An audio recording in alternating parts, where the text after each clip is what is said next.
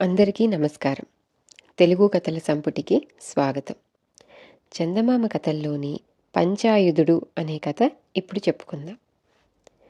బ్రహ్మదత్తుడు కాశీరాజ్యాన్ని పాలించే కాలంలో బోధిసత్వుడు యువరాజుగా జన్మించాడు. నామకరణ మహోత్సవం నాడు దేశ దేశాల నుంచి దైవజ్ఞులు వచ్చారు. వాళ్ళు రాజుతో, మహారాజా, ఈ పసివాడు చాలా గొప్ప జాతకుడు. 5 ఆయుధాలతో ప్రపంచాన్నంతా జయించగల గొప్ప పరాక్రమశాలి అని జోస్యం చెప్పి పిల్లవాడికి పంచాయుధుడు అని పేరు పెట్టారు. కొంతకాలం గడిచింది. పిల్లవాడికి ప్రాజ్ఞాత రాగానే అతన్ని గాంధర్వ దేశంలోని తక్షశిలా నగరానికి మహాపండితులైన గురువుల వద్ద సమస్త విద్యలు నేర్చుకునేందుకు పంపారు. పంచాయుధుడు తక్షశిలలో కొంతకాలం చదువుకొని సకల విద్యాపారంగతుడయ్యాడు. గురుకులం నుంచి సెలవు తీసుకునేటప్పుడు గురువు శిష్యుణ్ణి దీవించి 5 ఆయుధాలను ప్రసాదించాడు. గురువుగారి ఆజ్ఞతో కాశీరాజ్యానికి బయలుదేరాడు. దారిలో పంచాయుధుడు ఒక మహారణ్యాన్ని దాటవలసి వచ్చింది. అతడు అరణ్య మార్గాన నడుస్తుండగా కొందరు మనుషులు ఎదురుపడి, చూడబోతే చాలా చిన్న వయసు వాడివి. ఈ మహారణ్యంలో రోమాంచుడనే రక్కసుడు నివసిస్తుంటాడు. వాడి కంటబడితే నీ ప్రాణాలు దక్కవు.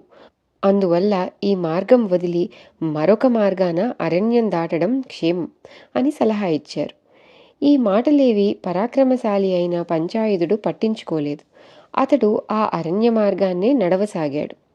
మార్గంలో ఒకచోట తాటి చెట్టు ప్రమాణంలో ఉన్న రాక్షసుడు రోమాంచుడు ఎదురయ్యాడు. ఈ రోమాంచుడు చూడ భయంకరుడుగా ఉన్నాడు. పెద్ద తల, నిప్పులు చెరిగే కళ్ళు, ఏనుగుకున్నట్టు నోటిలో పొడువాటి 2 దంతాలు, శరీరం నిండా ఎలుగుబంటిలా పొడువైన రోమాలు. రాక్షసుడు పంచాయుధుడి దారికి అడ్డుగా నిలబడి, ఎవడివిరా నువ్వు? ఎక్కడికి పోతావు? ఆగు ఆగు, నిన్నిదే మింగబోతున్నాను అంటూ హుంకరించాడు. పంచాయుధుడు ఏమాత్రం భయపడక, రాక్షసరాజా, తెలిసే నేనీ అరణ్యంలో ప్రవేశించాను. జాగ్రత్త, దగ్గరకు రాకు అని బాణం ఎక్కుపెట్టి రాక్షసుడిపైకి వదిలాడు. బాణం రివ్వుమంటూ పోయి రాక్షసుడు ధరించిన జంతు చర్మాలకు తగిలింది. వాడు ఏమాత్రం గాయపడలేదు. ఈసారి పంచాయుధుడు బాణం వెంట బాణాన్ని వాడి మీద ప్రయోగించాడు. ప్రయోజనం లేకపోయింది. ఆఖరిసారిగా విషం పూసిన బాణాలను వదిలాడు. అవి రాక్షసుడికి ఎలాంటి హాని కలిగించలేకపోయాయి. రాక్షసుడు ఈసారి మరింత పెద్దగా హుంకరించి పంచాయుధుడి మీదికి వెళ్ళాడు. పంచాయుధుడు తన ఖడ్గం దూసి రాక్షసుడి మీదికి విసిరాడు. వాడు చెల్లించలేదు. అప్పుడు పంచాయుధుడు రాక్షసుడితో, నీ మూఢత్వం కొద్దీ నన్ను గుర్తించలేకుండా ఉన్నావు. నా పేరు పంచాయుధుడు. నేనీ అరణ్యం ప్రవేశించేటప్పుడు కేవలం నా ఆయుధాలను నమ్ముకొనే ఆ పని చేయలేదు అంటూ పిడికిలి బిగించి రోమాంచుని ఒక్క పోటు పొడిచాడు. ఆ దెబ్బకు వాడు చెల్లించలేదు. రాక్షసుడు పెద్దగా నవ్వి, కుర్రవాడా, నీ వాలకం చూస్తూ ఉంటే నువ్వు మామూలు మనిషివిలా తోచడం లేదు. ప్రళయభయంకరుడైన నన్నే ఢీకొనటానికి సాహసించావు. మానవులు నా రూపం చూసే హడలెత్తిపోతారే, మరి నీకు ప్రాణభయం లేకపోవడానికి కారణం ఏమిటి అని అడిగాడు. భయం ఎందుకు? పుట్టుకతో పాటే మరణం ఉంటుంది. అంతేకాక నా శరీరంలో వజ్ర సమానమైనటువంటి ఖడ్గం ఒకటి ఉన్నది. అదే జ్ఞానం. నన్ను నీవు ఒకవేళ మింగటమే జరిగితే ఆ ఖడ్గం నిన్ను నిలువునా చీల్చేస్తుంది అన్నాడు.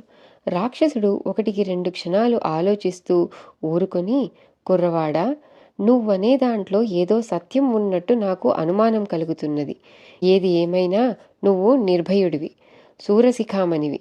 నీ వంటి వాణ్ణి నేను మింగగలిగినా జీర్ణించుకోవటం సాధ్యం కాదు. ఇక స్వేచ్ఛగా నీ దారిన నువ్వు వెళ్ళు అన్నాడు. పంచాయుధుడిగా జన్మించిన బోధిసత్వుడు రాక్షసుణ్ణి దీవించి, నన్ను వదిలావు, బాగానే ఉన్నది. నీ సంగతేమిటి? నువ్వు ఎన్ని జన్మల నుంచో దుర్మార్గపు పనులు చేస్తూ ఇలా నికృష్టపు బతుకు బతుకుతున్నావు. అజ్ఞానమనే అంధకారంలో కొట్టుమిట్టాడుతున్నావు. ఎంతకాలం జరిగినా నీ గతి ఇంతే అన్నాడు. అయితే మహానుభావ, ఈ అజ్ఞానం నుంచి బయటపడేందుకు నేనేం చెయ్యాలి అని అడిగాడు రాక్షసుడు చేతులు జోడించి. నువ్వీ అరణ్య మార్గాన చేరి దారిపోయే మానవులను చంపి తింటూ పాపం పెంచుకుంటున్నావు. ఆ పాపం పెరిగిన కొద్దీ నీవు రాక్షస జన్మలే ఎత్తి యాతనలు అనుభవించడమే కాని ఎన్నటికీ నీకు మోక్షం లేదు. నీకు ఉత్తమమైన మానవ జన్మ కావాలంటే పాపం చేయకు అని బోధిసత్వుడు హితవు చెప్పాడు. ఆ తరువాత బోధిసత్వుడు రాక్షసుడికి మానవులు మేలు పొందేందుకు అనుసరించవలసిన 5 మహాసూత్రాలను గురించి, మానవులను అధములుగా చేసే పంచతంత్రాలను గురించి విప్పి చెప్పాడు.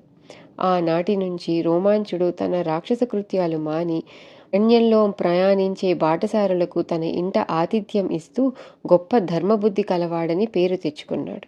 ఆ విధంగా బోధిసత్వుడి ధర్మబోధల వల్ల మహాభయంకరుడైన రాక్షసుడు సన్మార్గవర్తనుడయ్యాడు. ఇది కథ. ఇంకో కథతో మళ్ళీ కలుద్దాం. అంతవరకు సెలవు.